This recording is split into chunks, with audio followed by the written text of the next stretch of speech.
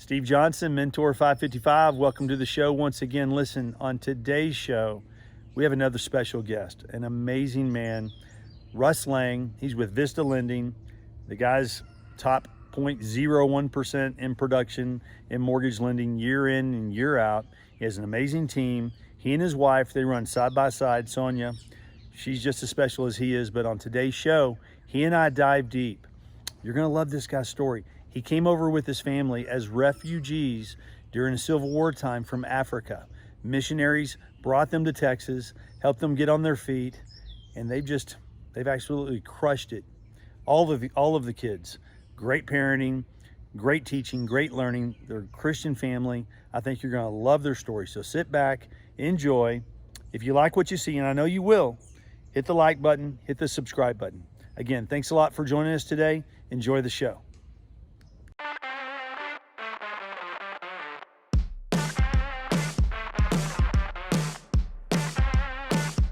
Russ Laing, welcome aboard, Mentor 555. Brother, how are you? I'm doing good. Yeah. I'm doing great. Thank you for having me, Stephen. I really appreciate that. Yeah, it's a blessing, man. And I'm really looking forward to getting to know you on a deeper level today because I want our guests to understand what it's like to be one of the absolute top producers, not only in Austin, but in the country. And I'm not talking about just in mortgage. I'm talking about in life. Okay. Well, thank you. Yeah. I mean, that's what the producers told me to say. Okay. Well, good. I'm glad. I like it. Now, you've been in the industry for over 20 years. Mm-hmm. That's right. And you have a branch of your company's Vista Lending. It's a branch of Network Funding. That's right. And you've been with that group for how long? 11 years this April. 11 years. Yeah. Okay. And you're one of the top producers nationwide for that organization, Yes. right? Yeah, that's right. Okay. That's right. Okay. Yeah. And do you know how many branches, how many loan officers they have? Any idea? Oh, man, that's a great question. As it stands today, I'm not actually sure. Okay. We have a President's Club every year. Where is that? Where do they hold that? This year it's going to be in Vegas. Okay. Last year it was in Utah at Sundance, Robert Redford's place there. It was cold. Because y'all are buddies with Rob. Right. Yeah. Y'all just call him Rob. Rob, yeah. We were at Rob's ranch. Yes. And it was snowy and very cold, but a lot of fun. Yep. How many producers go to that generally? Like what is it that yields you that opportunity to qualify for it? Is it based off of where you rank as a percentage or volume, or how does that work? It's volume. I want to say the minimum number is like 21 or 22 million or 100 units. Okay. And which you did those in 1 month. Seems like in the last 2 years it was like that. We had a right? gift, but I want to say we had a big group last year. We probably had 50 producers there. Mm-hmm. Yeah. Mm-hmm. Okay, so you think about that, and where you are. Let's just talk about like in the city of Austin. You've been top 5, I think, the last couple of years. You've been number 3 in the city, behind Sean and maybe David and Matt and a couple others. And I've been just right there, just smelling your exhaust. Right. But you are a unit machine. And I want to talk a little bit about that today. Yeah. I mean, I know last year was a dip year for most of us. You still crushed it. You had, nearly 300 units last year? Yeah, that's right. That's right. And then the year before, so that was 22, 21, did you go over 700 units? I had a little over 500 in 21, and then I had about 620 in 2020. That's ridiculous, man. I don't know how you manage that. And you keep a lean team. It's you and your wife, Sonia. She's the branch manager. She's the one that really makes everything work. Yes. Right? Yes. Amen. Amen. And you have a team of, is it 6? You have a team of 6? Okay. Yeah. 6. And of those, you have, what do you have, a couple of processors? 2 processors. One works the front end of the file. One works the back end of the file. Okay. We've got a setup person. We've got a couple of other people that do some cleanup and marketing. Okay. We've got an insurance and payoff person, so we've kind of got all the bases covered there. Yeah. Okay. And they're all great, and they buy in. They're dedicated. Okay. Well, and I want to talk about that too, being bought in, because it starts at the top. Y'all have to be bought in on your model, and then they have to understand, hey, this is a model that works for Russ and for Sonia, And if we're not on board this, if there's a chink in the armor, then it all can fall apart. True. Right? Yes. Your team members, have they been with you for a while? Yeah. In fact, one of them has been with really us collectively for almost 20 years. Well, you've been in the business for just over 20 years. That's so right. basically from the onset. Yeah. Huh? Her whole career. And then we've got, a few others that have been with us, 12 years and 5 years, 6 years. The least amount of time is maybe a year, but the rest have been with us a long time. That's the junior member of the team. Yes. But when that person comes on and they're with you for a year and they see that everybody has been here for an extended period of time, they recognize that and they're there for the long haul. I think so, and I hope so, for sure. Yeah. So 20 plus years in this crazy world, this crazy industry of ours. When did Sonia get into the business? 20. She's been in it 21 years. Okay. 21. Yeah. So a year longer than I have. That's right. And y'all have been married just a little over 5 years? That's right. Did y'all work together before that? Yes. Did y'all know each other through the industry? Yeah. Yeah. Were y'all at B of A together? We were at B of A together, and then Chase, and then BMC / Southwest Mortgage. Yeah. Capstar Lending. Okay. Todd Curio, Mark Abernathy, those guys. Well, Abernathy, that's a blast from the past. Yeah, I've been in it for years. Yeah, those are good guys. Yeah. And then Vista Lending Network Funding for 11 years, and just been grinding it out that way. Yeah. So you figured, hey, if we're just going to be together every day for all these years, you might as well just be together forever. That's right. Yeah. Well, and she is definitely a big part of any success I have. She's been a lot of the reason for it. Okay. For sure. Well, that's a smart man to say that. Now, off air, if you want to tell me something different. No, what? I know that's true. Yeah, without her, I just think about it, I'm like, I don't know how I do this without her. Well, and she comes from a family of immigrants, right? Yeah, that's right. Her family's originally from India, right? Yeah, that's right. Her parents were born and in we were India. talking about that before the show. Yeah. That y'all were just over there for a wedding. Yes, that's right. Yeah. And those weddings, I have several of my people that I just absolutely adore that are dear to my heart, that are from India. Their families are from India. Yeah, we could talk about that all day. Their work, their work ethics, their culture, just how loving they are. But you guys kicked it over there, is what you were saying. Yeah, it was fantastic, man. It's an experience unlike any other. You go to Mumbai, a city like that with 20 million people. Yeah. It's like New York City on steroids, really. Wow, yeah. And those weddings, those are not small weddings. Oh no, there. No. I think there were about 2,200 people there. That's what I was going to say. Here in the States, you talk about a couple hundred people. That's a big one. Like they talk into the thousands there. Yes. Right. Yes. And they're big gift givers too. Yeah. Yeah. Lots of cash. A lot of gold exchanged. Yeah. Yes. Yeah. It's If you want to make some money, get married in India, marry someone from India. Yeah, absolutely, man. Because then they can keep your mortgage business on track also, right? That's right. So that's probably something that we should visit about, Russ, is, having a marriage is not the easiest task. You're balancing personalities at home, but you're also doing the same thing at work. How do y'all manage that, right? You know what? It works pretty well. I mean, sometimes we butt heads. I mean, sometimes we might butt heads on philosophy on a deal or strategy. And I'm more of a maverick. Sonia's more kind of in the lines, and I'm more a little bit outside the lines on I think this can work this way. So, but the team gets that. And I try not to override our staff. If they say, hey, this is what we think, then unless I'm just dead set on a different way, I usually will yield to them because they're usually right. So yeah. I've learned to try to hire people that are smarter than me. Right. And I'm, in our organization of 8, I'm probably 8th in level. I thought you were going to say you were the dumbest. Well, yes, I'm down. I'm at the bottom of the rung. Yeah, I can't even walk out absolutely. my house, at the front door of my house without already being at the bottom of that list, right? Yes, absolutely. Well, and that's the sign of great leadership is to hire up.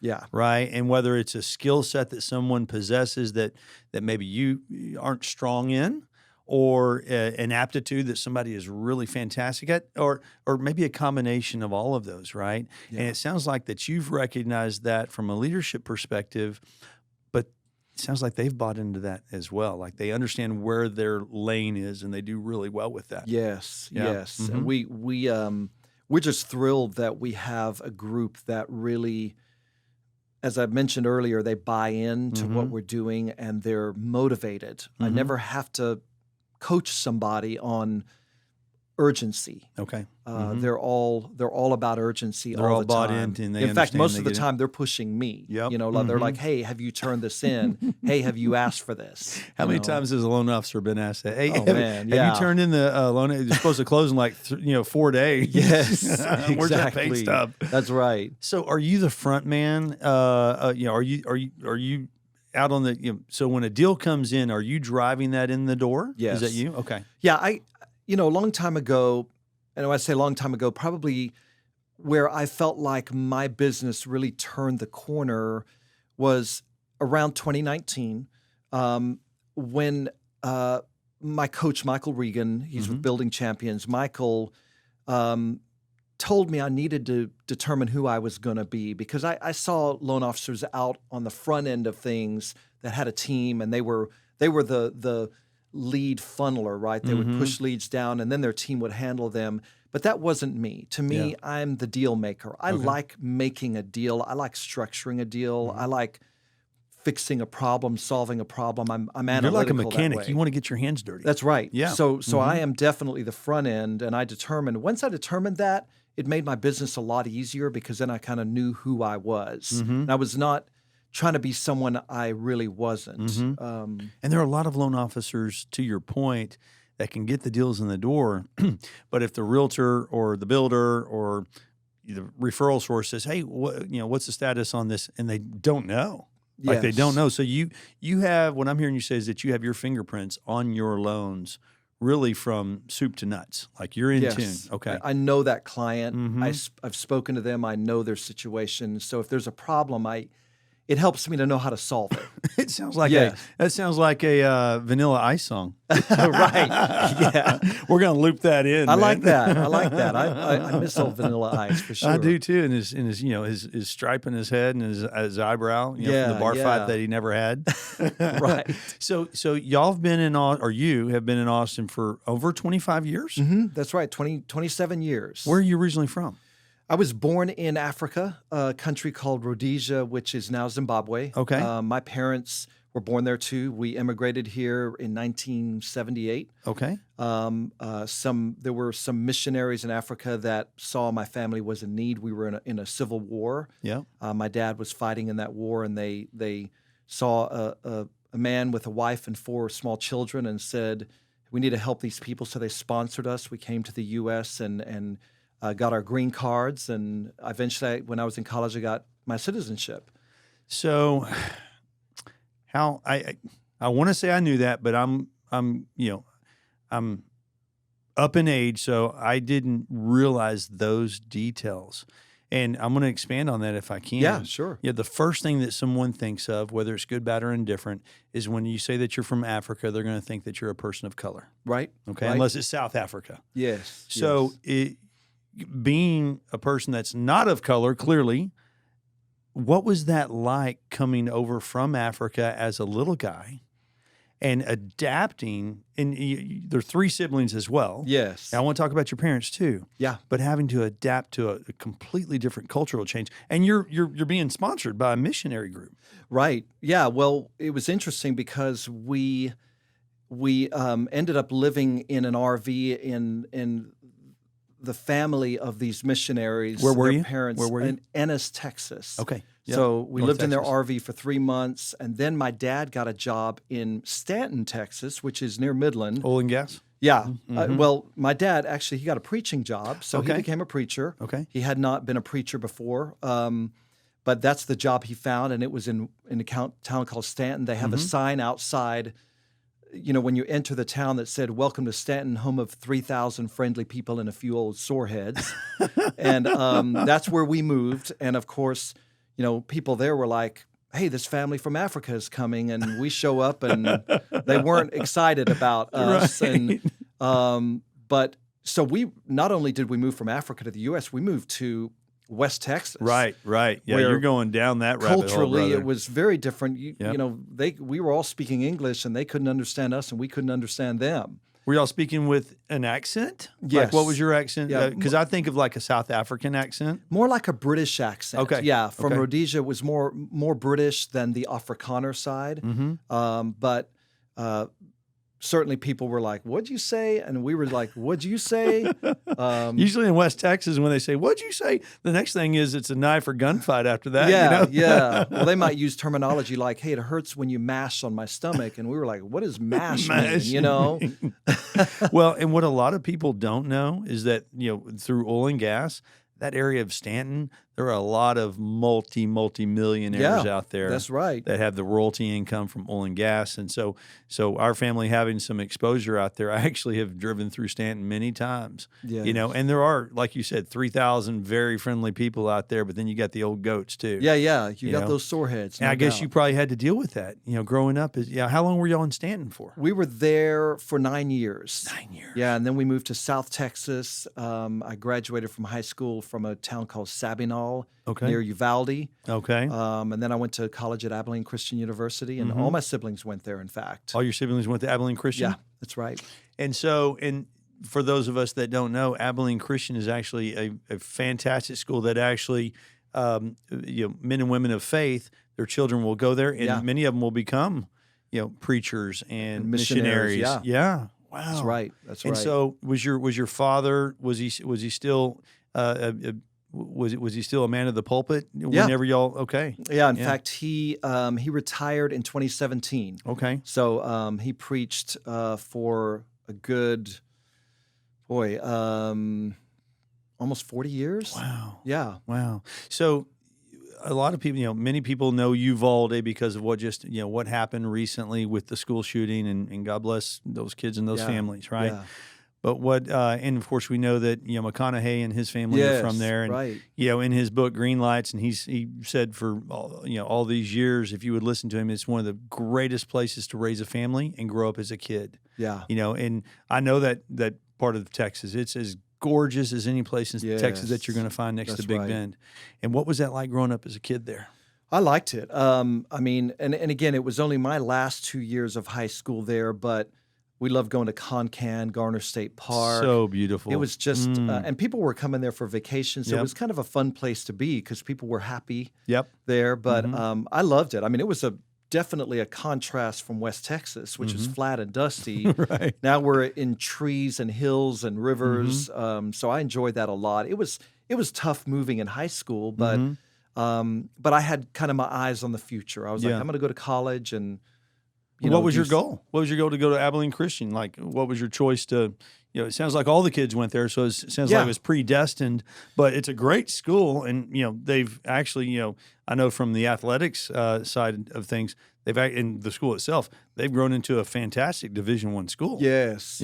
Well, of course, and their track team has always been great, but they get a lot of athletes from other countries. Yeah, okay. And they come over and they just dominate. Yeah. But, for me, when we lived in Africa, a lot of the missionaries that came to Africa touted these Christian schools like Abilene Christian. And so my parents just always had it in their mind that one day we want our children to go to this university. My parents never went to college, but they had it in their mind that they were going to get us to go, and we all bought in. But my parents, I think the thing that I look back on was that they never really, it was never about them saying, you've got to do this or you've got to go to church. It was always, they made it like it was an exciting thing, like, hey, we get to go to church. You guys ready? You get to go to university. So we bought into that. Yeah. Oh, wow. And so would you say y'all came over together? So does that makes you a first generation immigrant? That's right. Wow. Yeah, Okay. for sure. And is she a second generation? I guess that's right. Yeah. Okay. I would Her think parents had come over, and then was she born here? She was born here. Yeah, Okay, she was born in Memphis, Tennessee, and then grew up in Houston. Okay. So, and I think I would have loved for her to have been here today, but she's the one that's probably having to manage those 75 loans that y'all have in your pipeline. Right. But so you go from Abilene Christian, and from that point to getting into the mortgage industry, which you did, like in 2002? 2002. Okay. Yeah. Okay, when did you graduate college? 93. 93. Yeah. Okay, same time we did. Yeah. Okay. So yeah. we're the same age. Yeah, I know that's we had right. talked about That's that right. before, but so from 93 to 02, run through that. What led up to getting into mortgage? Yeah. So I got out of, graduated from college, went straight to work for Norwest Financial Consumer Finance. I didn't know what I was doing. I walked around town with my resume and walked into businesses. Where was that? Where were you living? In Abilene at that Abilene, time. okay. Yeah, I started with them, consumer finance, and then I decided, my parents were living in Austin at that point because they'd moved to Austin while I was in college, and I decided I want to move to Austin, and I think I need to get into banking because banking seemed like a good foundation for business. And you had that foundation with Norwest. For right? sure, Yeah, you absolutely. got a taste of it. Okay. Yeah, and so ended up getting a job with First State Bank, which was Joe Long's bank. Okay. Joe Long would come in all the time, and got to know him, and meet him and know him, and he was a great guy. For those that are here in Austin and those that aren't, the Long Center. Yes, exactly. Named after one Joe Long. That's right. Yep. That's right. And I got into banking, and then in about 2002, got into mortgage. Bank of America. Sonia taught me the business, taught me how to lock loans. Was she there when you got there? Yes. And so that's when y'all met? Yep. Okay. That's right. Okay. That's So right. she brought you in under her wing, so to speak. Yeah. Was she originating? She at the was time? originating, yeah. Okay. And she was top 10 for Bank of America in the nation. So she was great originator and taught me the business, and it was feast or famine. So I was just like, hey, I gotta grind, or I'm not gonna pay my bills. Was Brian Azell there at that Yeah. time? Did y'all work That's together right. with Yeah, him? we did work with Yeah, Brian. so y'all Brian had- and Deborah. Brian and Deb, Yeah. yeah. And of course, he's crushing it over at First United. Yeah, as that's we right. know, leading that team over there. They over $1 billion a year is what they're Wow. doing. Yeah. I mean, it's insane. They got a lot of great producers over there. for So sure. y'all had a dream team at B of A for a period of time. Yeah. Some great producers, and y'all were able to learn from one another on your skill sets. Yeah. Yeah. And there was definitely, I guess what you'd want to call synergy in the office, right? People were, you're walking around, you're working, you're trying to solve problems, you're, bouncing things off of people. And I kind of miss having an environment like that. Yep. Because sometimes someone has an idea that you never thought of. There's no doubt, right? Yeah. And just someone with a positive energy mindset. Yes. You feed off of that. Yeah. What did y'all have, like a production office, or did We y'all did. Okay. Yeah, we were at Fifth and Congress. Okay. Yeah. Well, and like in today's world, you think of the B of A's, the Wells, the Chases, the cities of the world, and you just don't think about there being great service that you get Right. from a Vista Lending, for example. And I've always used that as a tool, not in a negative sense, but hey, so and so, you're talking to B of A, they've got a great rate, as an example. But man, just be prepared. Hey, go with them, cool. I'll be your cheerleader, right? I'd love for you to work with me. Yeah. We're going to give you great pricing, but here's what you're going to get in addition to that, right? Yes. And how did y'all manage that experience and that expectation when others, someone maybe like myself, that would say, okay, you're with B of A, well, just be ready. How would Yeah. y'all overcome that? I feel like at that time in the mortgage business, I mean, the retail channels had some good people working for them. They had some career loan officers. Yep. I don't know that it's that way anymore because people tend to leave. Maybe it's for basis points, right? Or big sign-on bonus. Or just the process. I mean, I didn't love the centralized processing. I think we kind of sold people on, hey, we're going to do your loan and we're going to service your loan too. Your loan stays here. Stays with us. And so to get out of that at some point, I didn't have that as a selling point anymore. So I really had to sell them on the experience of the transaction for 30 days. Yeah, the experience. That's right. That's right. And quite honestly, I mean, that's been a continual evolution over my 20-year career on the process. How do we make it better? How do we make it more efficient? Because, what I know now, I didn't know 5 years ago, and probably 5 years There's from now. another song right there. Yeah, there you go. There you go. And what I will know in 5 years, I will know hopefully more than I know now, and might say, hey, there's a better way to do this. And the industry, to that point, the industry continued to evolve. Yes. So what we knew 15, 20 years ago is no longer relative. Especially with the internet, right? Yes. And with that, I mean, even in 2002, we really didn't have that presence like we do today. People called on the phone. They didn't, you didn't have rates readily available online that I recall. No, you had radio ads. Yes. That's what they were right. doing. They were running radio ads. So when did you transition to, away from B of A and then, ultimately to network funding? Like, what was that? Where were you in between there? Yeah. We went to Chase for a short time for about a year. And we, meaning that you and Sonia went as a team? Me and Sonia and a team. Okay. We had 3 or 4 employees that went with us. Okay. And then we ended up getting recruited by a small correspondent. Okay. That was BMC Mortgage out of Fort Worth. Guy named Q Lipscomb. You know Q? Q's been in the business a long time. Really great producer. Marshall Boyd. They recruited us. Houston Morford, if you know Houston. Houston's in Austin. Worked for them. Learned a lot. I was just blown away by the differences of what they were doing in the correspondent world versus the bank world. Yep. We did that for about 5 years. Went to Capstar for about a year, and then kind of decided to do our own branch thing, and that's when we talked to Network Funding and went on board with them, and we haven't looked back. So those guys at Capstar, Cody over there, and that whole crew, those are top producers. Those guys are pros. Yeah, they're good. Yeah, and they've got a great system. So you were there for a year, and you transitioned away, and a lot of people over there, they stay. They right? do, yeah. So absolutely. What was the motivation to transition? Was it to have your own branch? Yeah, I think so. To kind of have our own branch, our own system, our own way. And we, someone called us one day out of the blue. We answered the phone. It was Brett Snortland.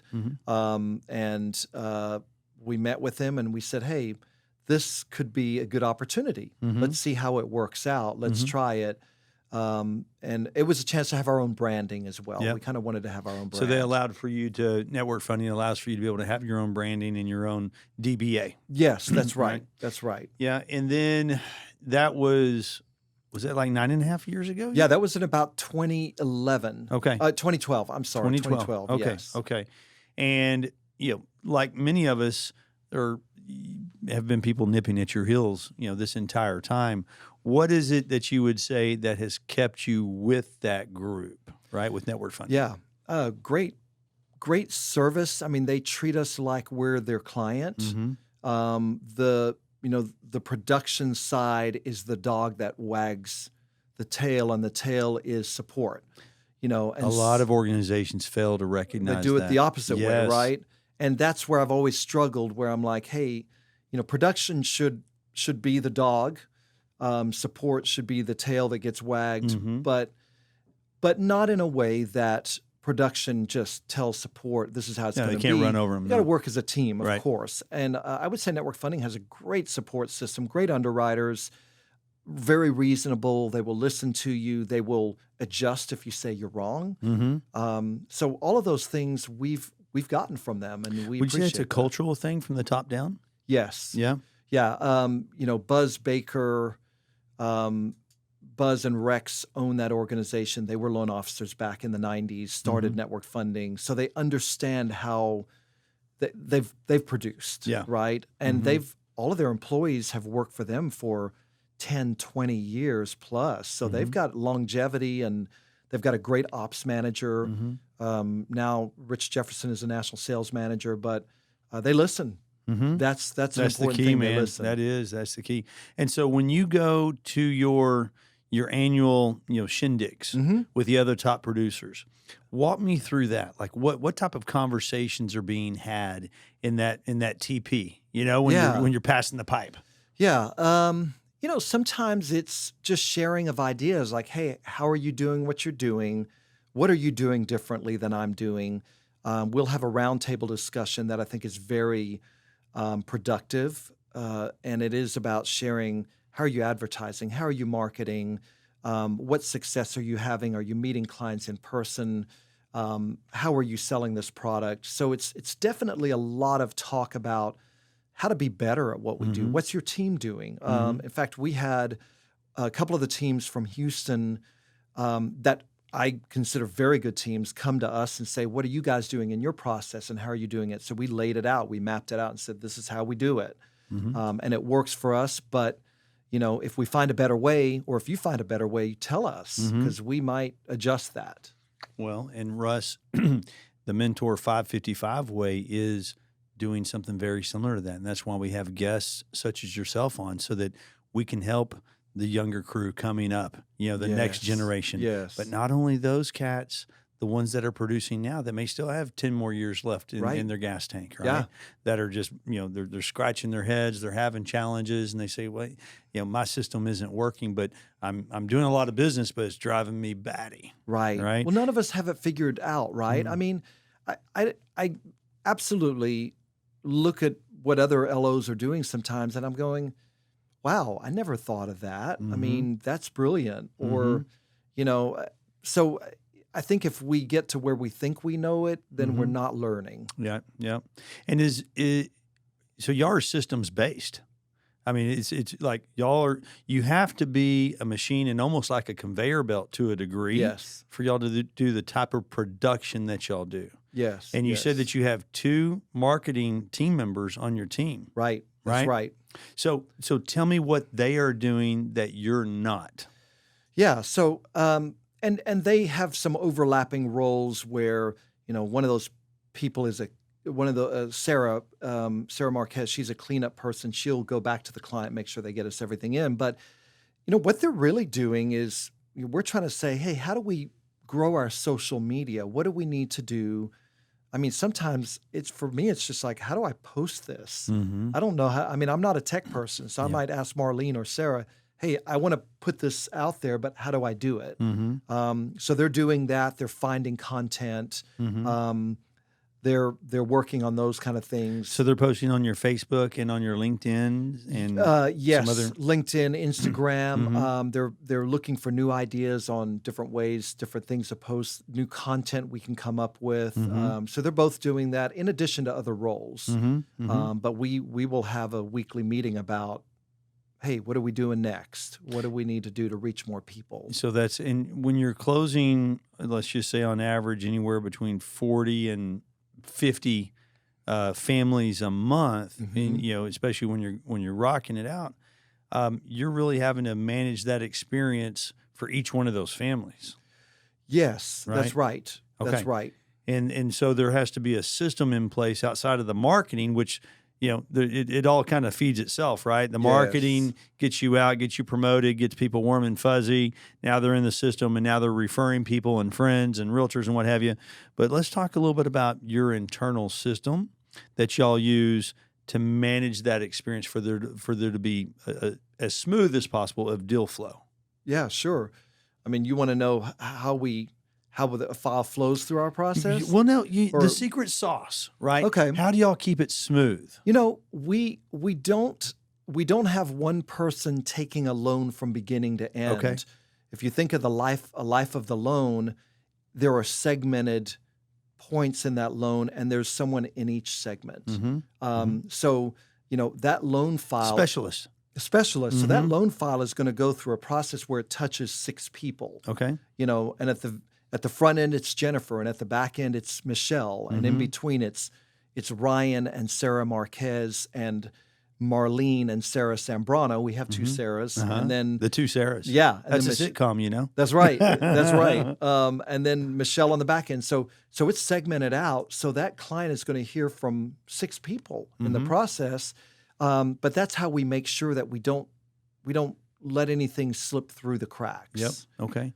Because once it moves from this category to this category, then those boxes have been checked. That's right. And this person is done. Yeah. Their task is done and they're on the next loan. And so that's how we keep it moving quickly. So our front-end processor does not gather conditions. Okay. Once he submits a loan, he's done. He's done. He's on to the next loan to submit. And our back-end processor, Sarah Sambrano, she handles the approval conditions on that. Did Network Funding, do they give y'all the opportunity to have an in-house underwriter, or does it all go corporate? They probably would give us that opportunity, but we love the corporate underwriters, and in fact, they've let us pick, hey, who do you want and Okay. who's second. Okay. So we'll do that, but they're all good. I mean, it almost doesn't matter who we get; they're all experienced, but Okay. they're all genuine and humble. Mm-hmm. Where if you say, I think you're wrong on this, I found a guideline, they'll say, I'm sorry, I am wrong. You're Yep. right. Let me correct that. And that's not that's not an easy quality to possess in the world of Right. underwriting. Yes. Because many times over the years, I'm sure you would agree with this. They kind of have that Wizard of Oz mentality. Right. You know, they're behind the velvet curtain. They've got the big megaphone, and what they say goes. Yeah, Right? you're exactly right. Mhm, That's right. mhm, And that is not tolerable Yeah. to me. Well, again, because the dog in your organization is production. That's right. That's Yeah. right. And at the front end of all of that, really, at the end of the day, is the client, right? And it's about doing the right thing. Yeah. And so we have to look at that every transaction and go, let's make sure we do the right thing for this client. Let's deliver on what we promised. And if we can't, we need to offer solutions.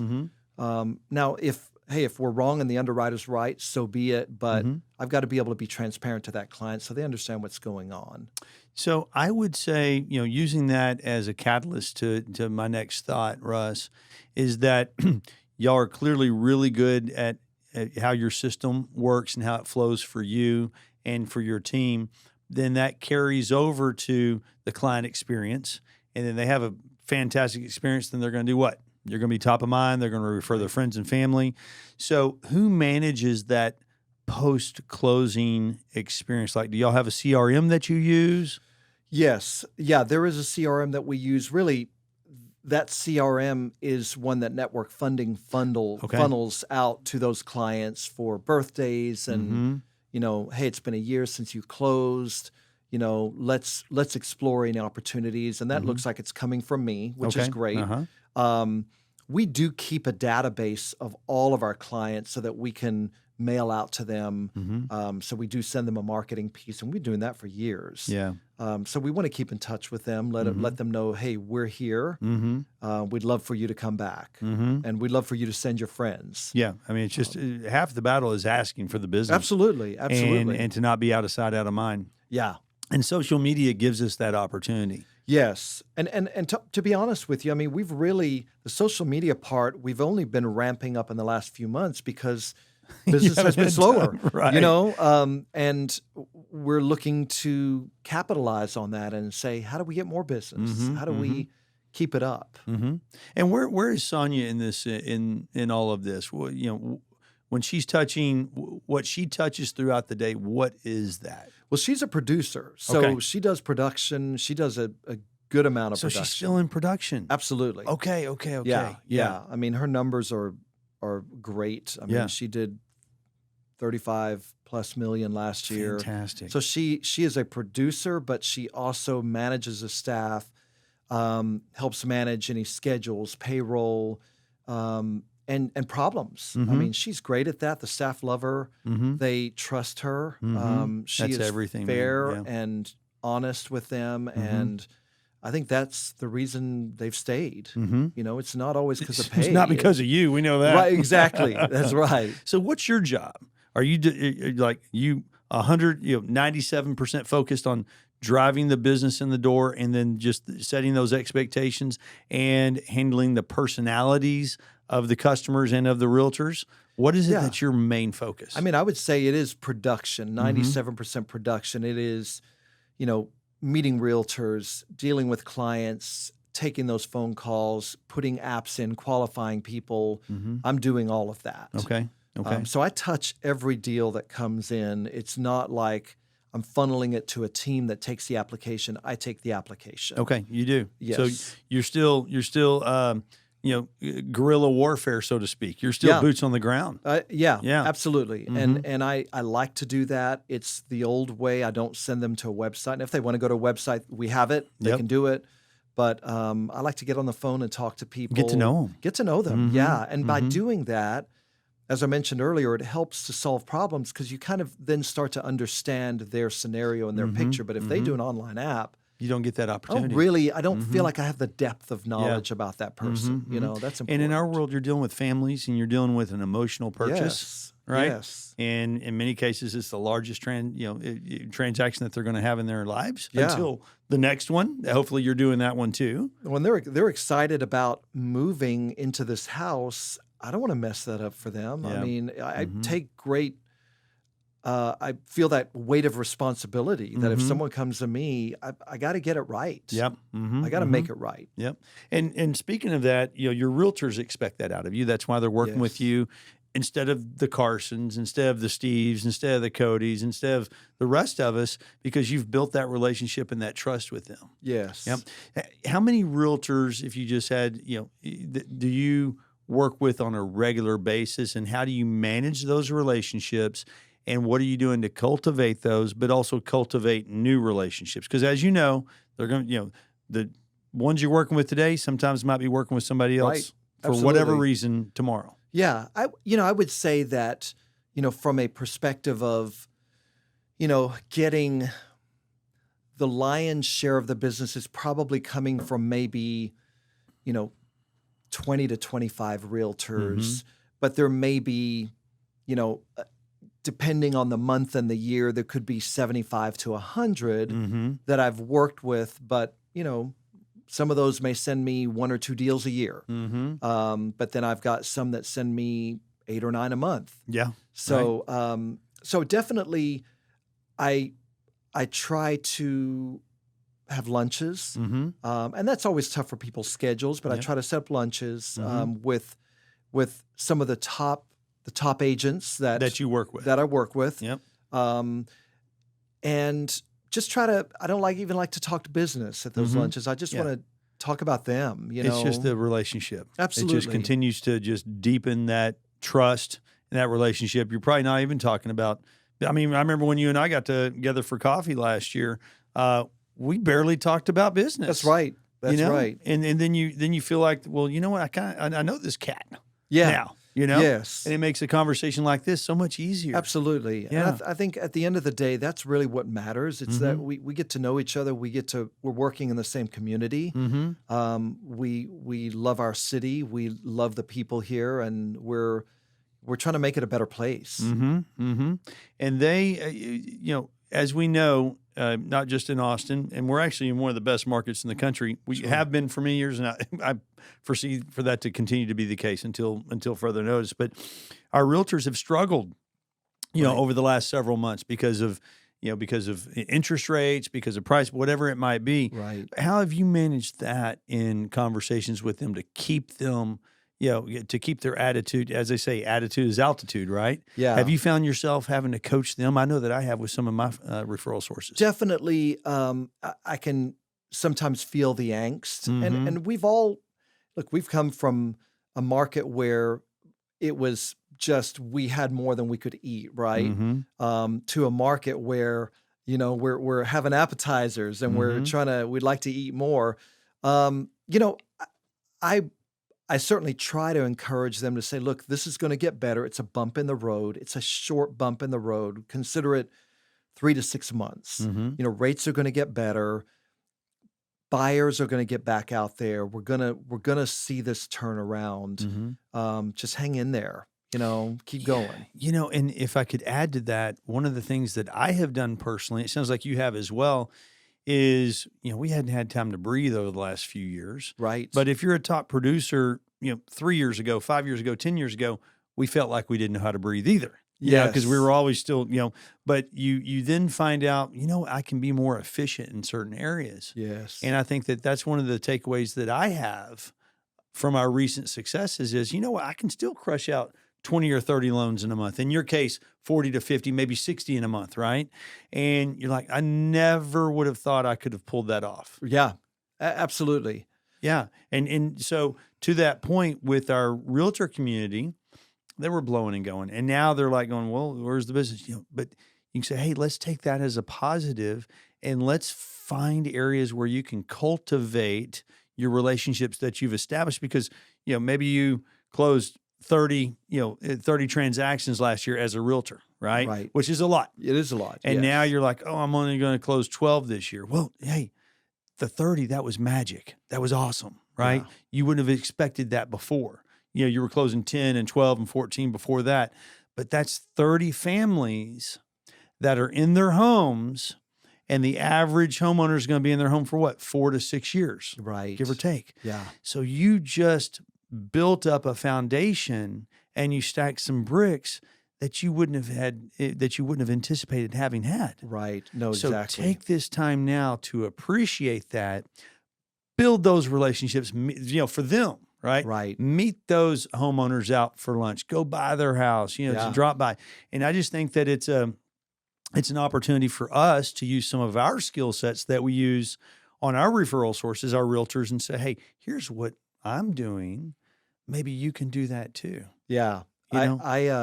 It's funny, but it makes me think of a reel I saw on Instagram where it was a bunch of actors sitting around, and I think it was Tom Hanks that was saying, he said something like, I've learned to understand the phrase, this too shall pass. Yes. He said, you feel angry, you're bitter, things aren't going your way, you're not making any money, this too shall pass. You know what, Russ? I saw that. Yeah. And interestingly enough, it moved me enough to remember that same thing. Yeah. This too shall pass. Yeah. And it can go the opposite way. Hey, things Good are great. or bad. You're making money, you're happy, people are getting you finally, this too shall pass. So we just have to understand time is an ally, like you said, but life is a cycle like that. It is. And I'm certain that it comes from your faith and your background and your family foundation that you have. Would you say the same thing is true with Sonia and her family? Yeah, I would definitely say that. Yeah. I mean, she comes from a family of faith that really taught her a strong work ethic, and her parents, they encourage her. She's got a great family, and I tell her that all the time. I'm like, look, we're both blessed. We come from great families. Well, and you do, and that carries over into your work family. Yes, right? Absolutely. And I think that it also carries over into coaching and mentoring. And again, that's part of the reason why we're on today and why we have our other guests, is that we want to be able to share our experiences to then be able to help those those that are the up and comers, but also those that may be struggling or not struggling, maybe looking to take it to the next level. Right. And you work with the coaching group. Is it building champions? Okay. Is it Mike? I'm trying to remember who. Michael Regan. Michael Regan. Yeah. Okay. So let's touch on that. I Sure. really want to dive in there because I'm sure that's probably a foundation for you that helps you be the best version of yourself. How is that coaching program helping you? It's been fantastic. How long have you been with them? I've been coaching with Michael, I want to say since about 2016. Okay. And, it's great for me because it's not only strategy, but a lot of it is psychology. There may be a day where I might say to Michael, look, man, I've had, a terrible day today. I had a deal fall apart, or I had customer angry with me, or I had this happen at our office. So we had to, terminate someone's employment or whatever it may be. And he can kind of talk me through that mentally. I can talk to Sonia about those things, but this keeps some of that mess out of our lives where I can just unload on someone else. And he's great in listening and providing advice. So it's more of a life coach. I would say so. Yeah. And I would say building champions is very much about, get your work-life balance or harmony right. Like it doesn't do you any good if you're doing $200 million a year in business and you're working 18 hours a day and your spouse is about to divorce you because you're never spending any time with the family. Yeah. What kind of life is that? That's not success. It's not. That's failure. That is failure. So, and you're building up a P&L that then's, and we know what happens when you go through divorce, right? Right. We know what happens to that P&L. And we're not just talking about the financial P&L. We're talking about the emotional P&L. Yes, just absolutely. as much. Absolutely. Where are they based out of? They're out of Oregon. Oregon. Yeah, Okay. Portland. And you've been with them for a little over 6 years. How often are y'all communicating? Is it weekly? Is it biweekly? It's twice a month. Twice a month. Yeah, we have 2 calls a month. And is it an hour call? It's 30 minutes. 30 minutes. So it's a power punch. It is. Yeah. It Okay. is. Yeah. And then once a year when we renew, we kind of go through like a 2-hour session to kind of remap out what we're going to talk about. So you're doing like an annual review? Yes. Is that what that is? And Yes. preview, I suppose. And preview. Yeah. But it's a 30-minute call twice a month. Okay. That's right. And are both you and Sonia on the program together, or No, is it just you? Just me. Okay. Yeah. Okay. Because we both know you need a lot of help. Absolutely. Yeah. I'm not sure that she needs it. I need it. Yeah. So how many people is he coaching? Like, does he have, like in their program, like, is he dedicated to, X number of, and is it just mortgage or is it mortgage and real estate? I think it's just mortgage. And honestly, I don't know how many people he coaches. I've never actually asked him that, but I have gone to a couple of roundtables that he's had in Oregon. Okay. Where he might have, 10 to 15 of us there. Okay.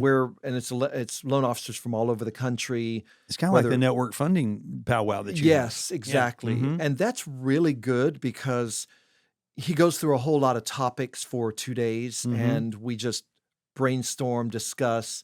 And again, I always walk away from there very motivated. And also I always walk away from there going, wow, there's a lot I don't know. I mean, I kind of feel like I don't know what's going on out there kind of person. Man, I'll have a conversation with my wife in the kitchen and I'll walk out going, man, there's not a lot. I don't know. Well, that happens at home with me too, for sure. Yes. So there's a common theme with my buddies that are top producers and with my guests. I mean, and Carson Vaughn, so we were talking, when I was visiting with him, he uses the core, which is a fantastic and they're hardcore, and Rick, the tip of the spear there, they've got their system and they've got their program and they hold themselves accountable. Who holds you accountable in your program? Is it Rick? I would say it's Michael. Okay. Yeah, it's Michael. Yeah. He definitely holds me accountable to that. And I would also say, Sonia and I, in a sense, hold each other accountable. Okay. We might say, hey, what have you done today? What are we doing right now to grow our business? What are we doing to fix these issues? So that also happens with us, but I would say it's Michael. So what does that cost monthly? He charges you monthly on that? It's about $1,000 a month. $1,000 a month. Yeah. And do you feel like that you get $1,000 a month out of that? Yes. That's I would say so. 10x, 20x. Just whatever that number is, it's worth every penny. Well, I look at my production and what it's done since I've been coaching and definitely gone up. So yes, it makes a difference. When y'all go on your retreats, is that something else that you pay in addition to the $1,000 a month? It is, yeah. What was that, like $2,500? About $2,500, okay. Yeah, that's right. And they all kind of have their, they're all kind of in that same range. And sometimes you'll get one, like the core, for example, is more expensive, but it's, it's head on. Right. You're hitting your head in the wooden shield. If you don't have a helmet on or your seatbelt, you're in trouble. Yes. Right. Yes. And they really drive, that program I know really drives realtor relations. Right. Making those connections, making those calls, holding yourself accountable. What is it that on your program on Building Champions, what's the driving force? What's that message that's being conveyed? Yeah, I would really say, I think it can vary from person to person, but for me, it started out about work-life balance, right? It was about saying, what can I do to make sure that, because I can be a workaholic. Yeah. I'm a perfectionist. I'm a workaholic. And so it was about, I can't make my entire life about originating loans. Yeah. Because that's one not your day- identity. No. Yeah. And one day, when I'm on my deathbed, no one's going to care what production I did. No, in I'm not going to care. 2021. That's right. Yeah. I'm going to say, hey, how did I manage my relationships in life? Did I love my wife like I'm supposed to? Did I treat her right? Did I treat my family right? So for me, it was about work-life balance. It was about saying, I need to make sure that work isn't everything. Yeah. There needs to be other things. There needs to be exercise. There needs to be family time. There needs to be church time. There needs to be all those things that would really give me the whole rounded lifestyle. And y'all don't have children. We don't. Yeah. Were either one of y'all in a marriage prior? Or I was. You were? Yeah, okay. that's okay. right. And how long did you have in between marriages, between the two? 17 years. 17 years. Yeah, yeah. So you were swinging for the fences, single dude for 17 years. Wow. And like me, so my second marriage was later in life, similar to yours. Yeah. And then we ended up having kids. Okay. So my wife was a little younger. I know that with you and Sonia getting married later in life, she was past that stage in her life. But it's a different dynamic, right? When you can focus on your work and on your spouse and really dedicate both, and then you throw kiddos into the mix. Oh, I don't even know how you do it. I still don't, right? Yeah. Yeah. But still trying to be a great dad. Yeah. And a great husband, and then also have a produce career at a high level. Yeah. Right. And in our industry, it's different than most, and I'm not saying that, we should be viewed differently than other high stress industries, but, let's just say that you're an ER doctor, a surgeon, and you're saving lives. Well, that's pretty powerful. You're right. And they're in there grinding the entire time, but they clock in and they clock out. Right. And when they leave all that, all those challenges and that stress behind them. How do y'all manage the stress that I know that we all encounter in our world and have that not carry over into your personal relationship, especially with your spouse being your partner? Well, I would say Sonia is better about that than I am. Okay. I'm still learning that. Mm-hmm. I don't know that I've really completely gotten a grip on how to manage that because, really work for us does carry over into our personal life, and not in a way that it's, I think we've gotten better about it not just being consuming. Mm-hmm. Although the last 2 years, especially 2020 with COVID and being at home, we just worked. That's all we did. And you're on top of each other with work the whole time. Absolutely, mm-hmm. Absolutely. So, honestly, I'm still learning that, man. Mm-hmm. I'm always open for ideas when mm-hmm. people can say, hey, this is how I do it. Mm-hmm. And that's where those retreats come in handy. Those help. Mm-hmm. Those do help. And mm-hmm. it's also, I think, sometimes realizing, like, okay, something that I think is the end of the world is not necessarily the end of the world for maybe the client involved, where I'm like, I got to deliver some bad news to this mm-hmm. person. Mm-hmm. I'll stress a lot about that. Now, Sonia's better about that. She'll just say, hey, just get it out there. I'll stew on it. I'll think about it. But once I do, typically, it's not as bad as I thought it was. It's not life or death. That's right. So, and to your point, we feel like it is. Yes. And we know that it's not, but we feel like, oh my God, this challenge that we're faced with, we know that the result of what it is that we have in front of us is going to be the outcome that is either going to make or break this deal. And this family of 4 with a dog and a cat, they're counting on us. Right. And so we feel it. I'm sure you do too. You feel like, oh my God, this is life or death. But then you deliver the message, and in the way in which you can deliver it, they'd be like, oh man, that sucks. Well, maybe you have someone who doesn't qualify. Right. And they go under contract. Right. And you thought that it was going to work. Yes. And something pops up and you're like, hey man, I am so sorry. Yes. How do you handle that? Well, I definitely kind of talk the script through to myself. Yeah. But then what I found is if I'm just honest, mm-hmm. and if I was at fault, I will say that. Fall on the sword. Yeah, it was mm-hmm. my fault. I missed this, or I saw this and I didn't think it was important. Mm-hmm.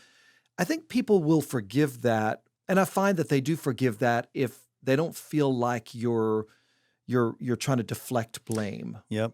So just take it head on. Yeah. Yep. I think. And you feel like the same way with your realtors? Yeah. Yes. When they're representing that client and they know that yes. you've got the stripes on the wall. They know right. the character, human being that you are, and they know how well you take great care of their clients. The communication part is the key, and always has been for me. Whether I've been really good at it or not as good at it, I've learned that, hey, you've got to communicate. That's right. That's mm-hmm. right. And mm-hmm. I think they appreciate transparency also, to say, hey, this is the problem. This is how it occurred. Mm-hmm. This is what we're doing to fix it, or these are the options. And mm-hmm. I think having options is key. Mm-hmm. I found that 99.9% of the time there is a solution and there's an option mm-hmm. For that client. And sometimes it's somebody else in your sphere. Like Yeah. maybe there's a deal, and I'm sure you're like me. Yes. We have buddies at community banks. My buddies over at South Star, for example, or my Yeah. buddies at Vista. It's like, hey, this deal is not going to work, but you're in my close sphere, whether it's a personal referral from someone with my Yeah. friends, or if it's with a realtor, and you go, hey, this is not going to work, but I'm going to make a call for you. And I'm going to call, Jim or Larry or one of the guys over at South Star or Greg. I'm just using them as an Greg example. Vesely, I know Greg. Those guys Yeah. are amazing. Yes. And they're so grateful for that opportunity. Right. But you're probably similar to me then, Russ, where you set it up. You set the expectation. You go, okay, Yes. listen, you don't meet this measurable, and here's why, but I believe it's going to work with so-and-so. Now, here's what you're going to expect, Mr. Borrower. Your rate's going to be a little higher. It's probably going to be on an arm, and you're probably going to pay a point. Right. 1% origination. And I want to make sure that works for you before I make that referral, right? And then when you do, then it's already set up for our friends that we refer them to so that those expectations are set. And now you're doing the same thing with your realtors when maybe you ran into that challenge with your borrower. That's right. And how important is that? It's very important. Yeah. And in fact, I can tell you I had a deal recently that was a big loan and a really great loan. And there was a guideline I completely missed. Or actually, I didn't miss the guideline. I looked for it, but I misread it. Okay. And What was it? What was that scenario? It was a capital gains income, and it was a jumbo. And I was running that deal through Chase. And I realized that the nature of the capital gain, I could not use the capital gains. Even though they had an average of it. Even though they had an average of Okay. it, I couldn't use it. And so I actually called, and he just retired, Keith Smith over at I love Prosperity Keith. Bank. Golly, I told him, dude, don't retire. He goes, dude, it's retirement time. I know, man. Over Keith, at Prosperity. Yeah, Keith's bailed me out a few times, but I said, Keith, I got a good deal for you. This guy's got great credit. He's got the income. It fits, big down payment. And in fact, it was a slightly better rate than I had the client locked at. So I called the client and said, look, it's not going to work, but here's a solution. And honestly, his realtor really appreciated that because I said, look, normally I'm left holding the bag and I got to find the solution, and you found it. And I'm like, I can't leave this guy without a solution here. So, and he got closed, and it was great. It was a great experience. And those people stay in your sphere. Absolutely, Right? yes. Because they're still a referral source for you. Yeah. And I stayed in the transaction. In fact, the client called me on several things and said, this is what they sent. Does this look fine? So I kind of acted as a consultant, so to speak. But it was great. It worked out. Keith was one of the godfathers for many years. Yeah. I remember when he was at Wells and he was recruiting me at Wells and he went over to Prosperity. And there's a great example. We have our friends that we compete against because we would compete against Keith on normal deals. Yes. Right? And it's like, hey, if I don't get it, Keith, I want you to get it. Right. And you tell that to the client. Hey, if I don't get it, I want Russ to get it. And that's bound to happen, and it does happen. That's right. When we bump up against each other on a regular basis, but it's how you handle the integrity of that moment and of that situation. Yes. But going back to when you're referring a client out, they stay in your sphere. They do. They do. Really do. And they'll come back to you because they'll will. remember you did the right thing, right? And you might say, look, I'm not making anything on this. I don't care. It's about you getting the problem solved and getting into this house if you really want to do this. So this air about you and your wife and how successful y'all have been in business, but also how you handle yourselves in your personal life. Who is it for you personally that, obviously your parents had a lot to do with who you are as a person and a human being, but what key players in your life help mentor you along, whether it was in the mortgage industry or whether it's through the ministries? Who are the key people that have really touched you, and what did you learn from them? Yeah, definitely my parents. My parents were really, raised us to have a, honest work ethic, a strong work ethic. But, I would say one of the people that I really consider just a major influence in my life is the preacher at my church, George Williams. And which church is that?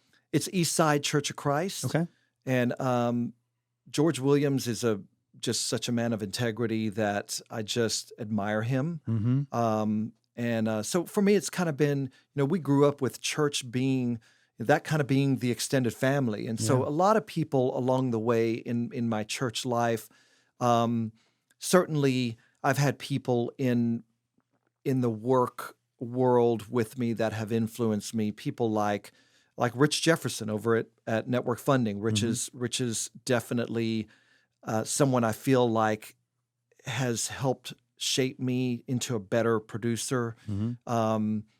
Guys like Todd Curio and Mark Abernathy, who are strong producers, I run a remember great Mark business. when he was at CTX for years, wasn't he? I'm trying to I remember think where he that was. may be Oh, right. no, Mark was with, but who was he with? He's been around He was with a forever. bank before. Which one was it? But those are high quality, high motor, Yeah. but high integrity guys. Yeah, absolutely. But definitely there's been lots of people along the way, even if they've been in my life for a short while, Yeah.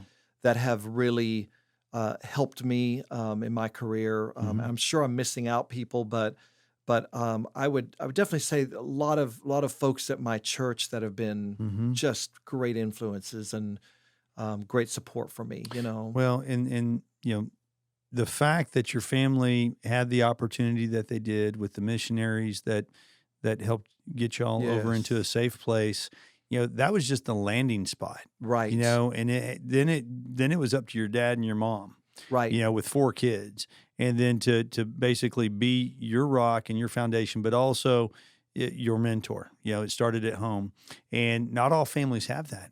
No, Yeah. absolutely not. And yet I'm amazed that people will still rise above that, and that's powerful. And I'm inspired by that when I see that. And you see that also, like you said, with your church. Now, I think that it's compelling that the narrative for you is pretty clear that you're a man of faith, you're a man of integrity, and it plays into the role that you have at work, but also at home. But I would say, at the end of the day, you could crush this out for as long as you want to with the system that you have, with the team that you have, and with the mindset. What's your end game, and what are you doing from an investment standpoint to set yourself up where it's like, okay, in 5 years or 10 years or whenever that might be, I'll be ready to do like what our friend Keith Smith just did. Yeah.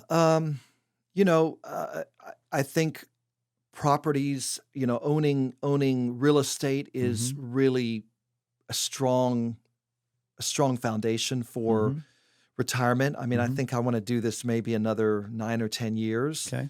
I'm 51 now, so Until you're 60. yeah, give or take. something Okay. like that. And hopefully, I can say, hey, I've done it. I'm going to move on to something else, whether it's a career or just volunteer work. I want to definitely have a purpose, but I think So you own real estate? I own some real estate. How many are they? Single family? Are they commercial? A combination of the two? Well, we own our commercial building. Okay. And when I say own, I say that loosely. I mean, there is a loan on it. But yeah, we own, besides our house, we own a couple of other investment properties in Austin. Single family? Yes. Single family and a couple of condos. Couple condos. Okay. Yeah. So, and hopefully in the long run, those will, give us some equity and 401k. Yep. And just some Does network personal funding investments. offer like a match program on the 401k? Yes, Okay. yeah. So you probably max that out, I would imagine. We do max that out. Yeah, for sure. mhm. Just try to take advantage of as much as we can. That's right. So you have the real estate, which that's the world that you know. That's right. And then you have the 401k, which of course, when you have a match, that's like free money. So you like me, I do the same thing. And then what about any other managed portfolio money? Like, do you have like a financial advisor that y'all work with? Yeah. In fact, we've got a good friend that we work with who's at Slaughter Investments, Slaughter and Associates, Bob Tabor. Okay. And they can make some of the best referral sources too. Yeah, absolutely. They're great. We've done a lot of business for their clients over the years. We've been working with Bob for 15, 20 years.